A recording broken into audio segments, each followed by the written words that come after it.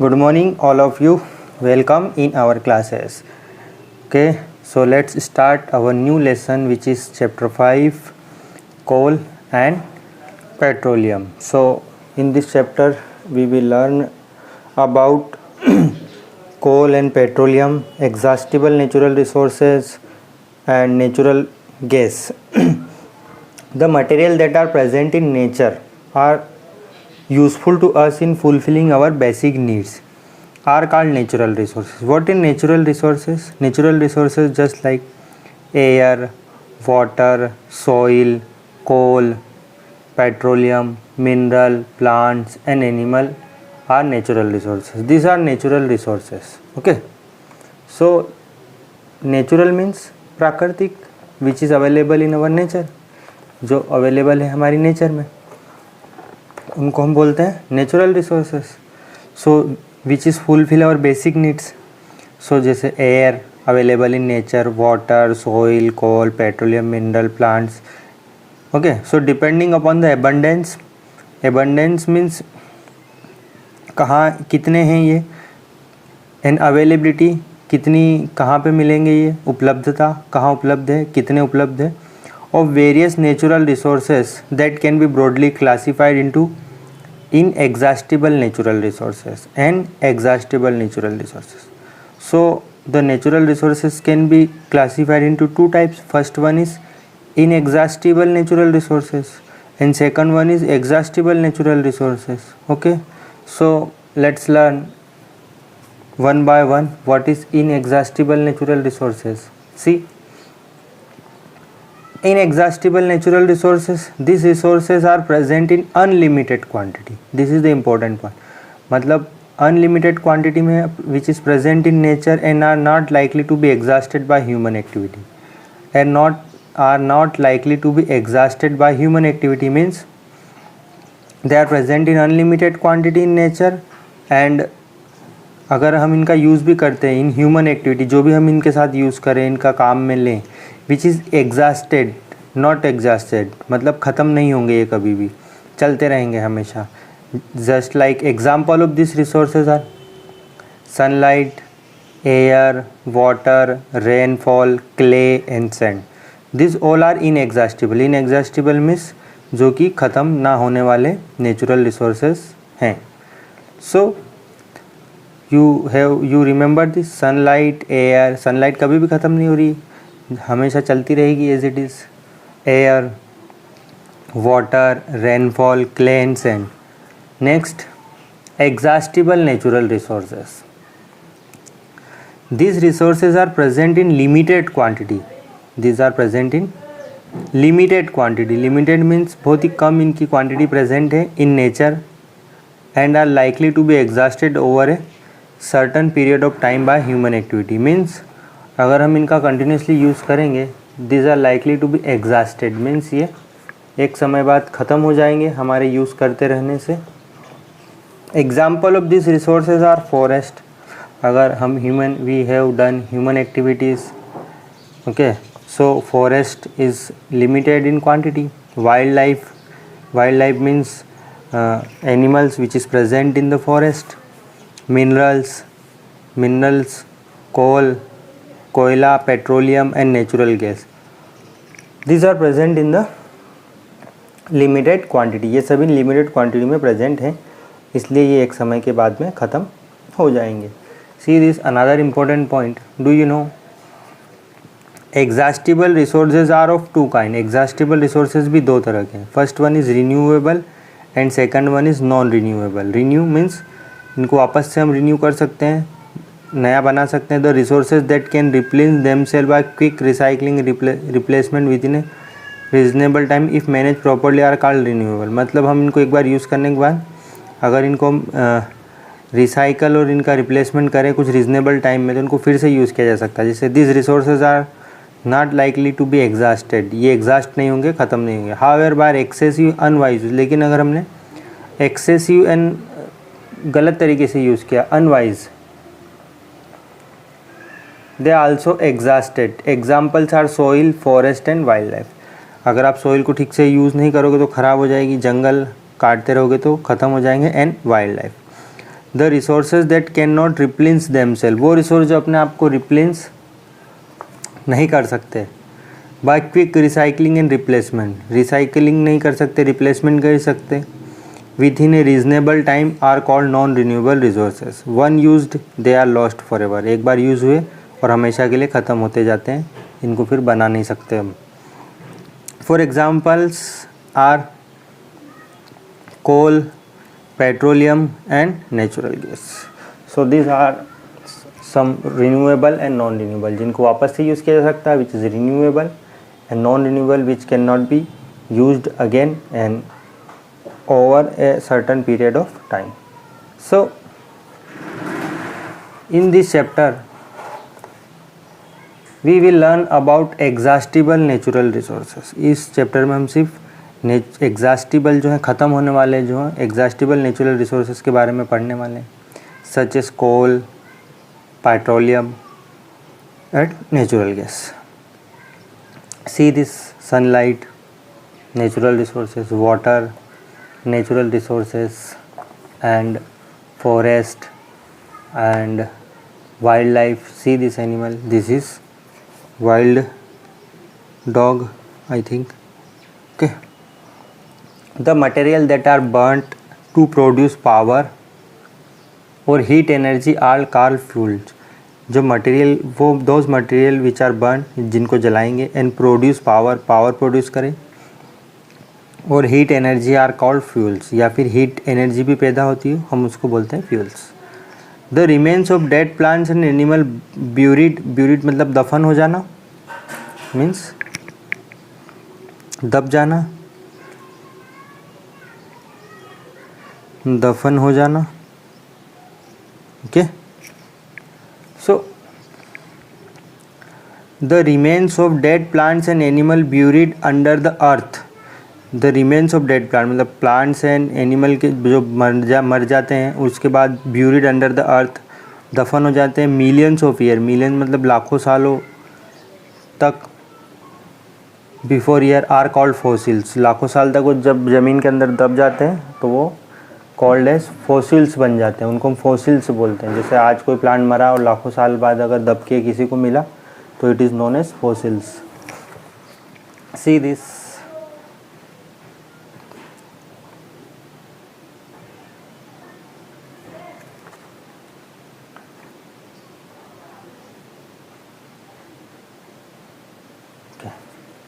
called fuels. The fuels like coal, petroleum and natural gas are all formed from these dead remains of plants. So ये जो fuel है, ईंधन बोलते हैं हिंदी में इनको, फ्यूल्स जैसे just like coal, petroleum and natural gas are formed means बनना, आर गैस आर फॉर्म बनते हैं from this dead remains of plants and animals. ये जो coal, petroleum and natural gas है, इन्हीं मरे हुए प्लांट्स और एनिमल से बनते हैं। ये मरे हुए प्लांट और एनिमल ही मिट्टी में दबकर कोल एंड पेट्रोलियम का फॉर्मेशन करते हैं, इसको बनने में लाखों साल लगते हैं, ये अर्थ millions of year ago. So this are called fossil fuel, और इसलिए हम इनको फॉसिल फ्यूल बोलते हैं, क्योंकि फ्यूल क्या है, जिनको जलाने से हमको हीट और एनर्जी मिलती हो। So let's discuss coal. What is coal? We know that coal is a fossil fuel, coal is a fossil fuel, a fuel हम जलाने में काम में लेते। ये वो कोयला नहीं है जो हम लकड़ी को जलाने पे जो ब्लैक कलर का हो जाता है, वो कोल नहीं है, ये नेचुरल कोल है, मीन्स ये ज़मीन के अंदर से खोद के निकाला जाता है। ओके, ये वो उस कोल को मत समझना कि लकड़ी जल गई, नहीं, वो जो ब्लैक कलर का जो लकड़ी बचती है वो वाला कोल नहीं है। Okay, coal is a fossil fuel, it is hard and black in colour. Coal is found in deep coal mines, बहुत गहरे गड्ढे खोदने पड़ते हैं, under the surface of the earth in the form of coal beds. Okay, ज़मीन के अंदर बहुत गहरे गहरे गड्ढे खोदेंगे एंड वहाँ पे deep coal mines it is where it is found. In India coal is mainly found in Bihar, कहाँ होती है, Bihar, Jharkhand, West Bengal, Orissa and Madhya Pradesh. Here is the some coal mines of our India. It is formed by the gradual decay and compression of the remains of the plant. कैसे बनते हैं? Gradual DK, DK मतलब क्षय होना, सड़ना किसी चीज़ का, धीरे धीरे ख़त्म होते जाना। सो It is formed by the gradual decay and compression of the remains of the plants and tree in the absence of air. In the absence of air, compression means दबना of the, जैसे plants and tree जो है मरने के बाद में वो दब जाएंगे ज़मीन में, धीरे धीरे सड़ने लगेंगे, कंप्रेस होने लगेंगे. In the absence of air, the slow chemical process of the conversion of dead vegetation means this is a slow chemical process of the conversion of the dead vegetation, remains of the dead plants into coal. This is a slow chemical process. convert होना dead vegetation, vegetation मतलब पेड़ पौधे, वनस्पति, ठीक है, उनके मरने के बाद में ये कन्वर्ट होंगे कोल में, बहुत धीरे धीरे होते हैं. Under the influence of high temperature, इसके लिए बहुत ज़्यादा टेम्परेचर की ज़रूरत पड़ेगी. Under the influence of high temperature and pressure is called carbonisation. इस प्रोसेस को हम बोलते हैं carbonisation. Okay, what is carbonisation? The slow chemical process of conversion of dead vegetation into coal under the influence of the high temperature and pressure is called carbonization. So mainly coal is made up of carbon. mainly coal किससे मिलकर बना था? made up of carbon, but along with its hydrogen भी इसमें present होता है, oxygen and small amount of nitrogen, थोड़ी बहुत quantity में nitrogen and sulfur are also present. इसमें सल्फर और ये भी प्रेजेंट होगा. so when coal is heated in air it burns and produce carbon dioxide. जब हम कोयल को जलाते हैं, आप देखते होंगे, when we burns anything then produces carbon dioxide. किसी चीज़ को जलाने पर carbon dioxide gas is produced. in industry coal is used to manufacture coke. in industry coal is used कहाँ यूज होता है? manufacture coke बनाने में, कोल तार, ammoniacal liquor and coal gas by the process of destructive distillation. ठीक है, so see this, what is destructive distillation? destructive distillation is the process of breaking of coal. कोल को break करना, तोड़ना, process of breaking of coal by heating. कैसे तोड़ेंगे? by heating high temperature in the absence of air. इसको हम heat करेंगे लेकिन वहाँ पे एयर की एब्सेंस में हीट करेंगे. जैसे सी कोल strongly heat in the absence of air.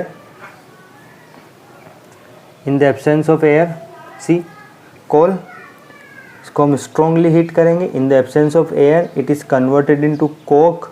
तो coke कोल से बनेगा coke plus coal tar plus coal gas plus ammonia का liquor.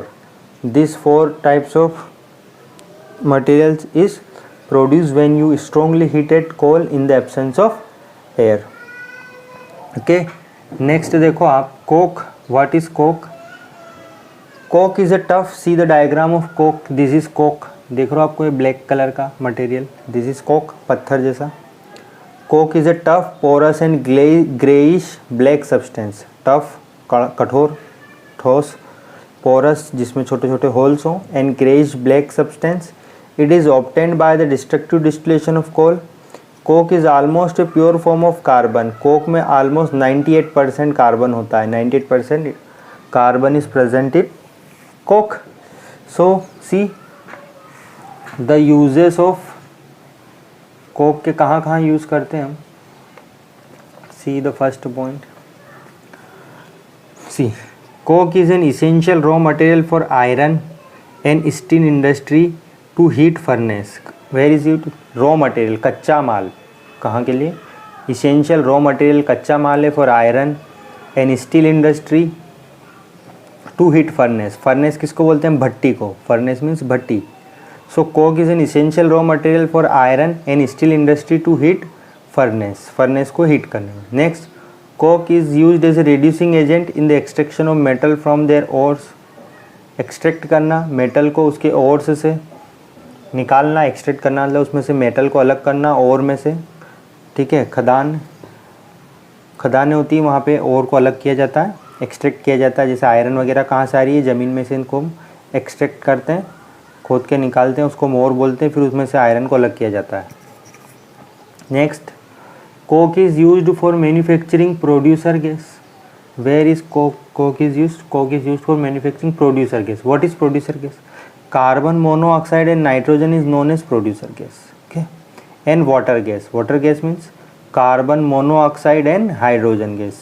तो इस जगह भी यूज होगा प्रोड्यूसर गैस बनाने में एंड वाटर गैस बनाने में. सो What is producer? Carbon monoxide and nitrogen, and water gas means carbon monoxide and hydrogen. See this diagram. Coke is used to heat furnace. देखो कोक को जलाकर, कोयले को जलाकर या फर्नेस मतलब भट्टी में इसको आयरन और स्टील इंडस्ट्री में इसका यूज़ किया जा रहा है. See this Coke is use in the extraction of metal. देखो कोक को जलाने के बाद इसको पिघलाया गया और को ये पिघली हुई इसके अंदर दिख रहा है आपको, ये मेटल है अंदर इसके लाल रेड कलर की, ये this is metal. Okay. And next coal tar. Next है व्हाट इज कोल तार. सी दिस कोल तार.